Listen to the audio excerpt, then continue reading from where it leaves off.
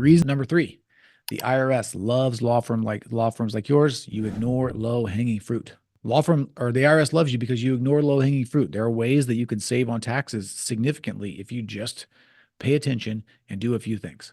Okay, what's low-hanging fruit? Simple tax strategies that you aren't using because of reasons number 1 and reason number 2. Okay, things like S Corp election. We talked about this in reason number 1, being risk averse. Being categorized as an S Corp does not increase your likelihood of being audited. It, in fact, decreases your likelihood of being audited. Okay, there's more scrutiny with the tax return that you file. It makes it easier for the IRS to catch inconsistencies and things like that if there are any. So having the S Corp reduces your chance of audit. It shows that you're like a big boy business and you can do fun things like file an S Corp tax return. The beauty of the S Corp, if you guys haven't heard this, I'm going to tell it to you right now. You save money on an S Corp pretty simply. If you are just an LLC, no S Corp election, all of the money that you make passes through to you, and you're going to pay self-employment taxes on that money, a little over 15% or so. Okay, so if you make 100K, you're going to pay 15K in self-employment tax.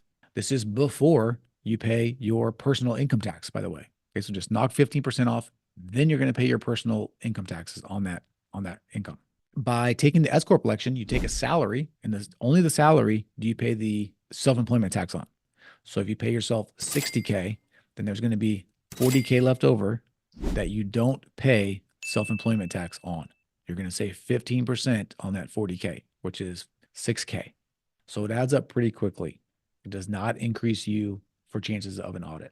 The key, though, is talk to somebody and know when the right time is to take this S Corp election, because not everybody should do it. And we just talked about this. It's almost as if I'd thought about it before. Okay, when's the right time to do this? Everybody has a different idea of this specifically, but my general rule of thumb is if you are under 100K of profit, you can just be an LLC, or you can just be a sole proprietorship. It's up to you. No need really to do the S Corp. When you get over 100K, you definitely start to see the benefits of having the S Corp election. If your bookkeeper, if your CPA is trying to talk you out of doing the S Corp election, I guess listen to what they say, but go get like a second or third opinion. Just go like out there in the world and do some research, because I think you'll find that the benefits greatly outweigh the cost. Things like business-owned vehicle, right? Tracking your mileage, buying a car through your business, taking depreciation, knowing whether or not you should take mileage or whether you should take actual expenses with depreciation. This is like pretty simple math.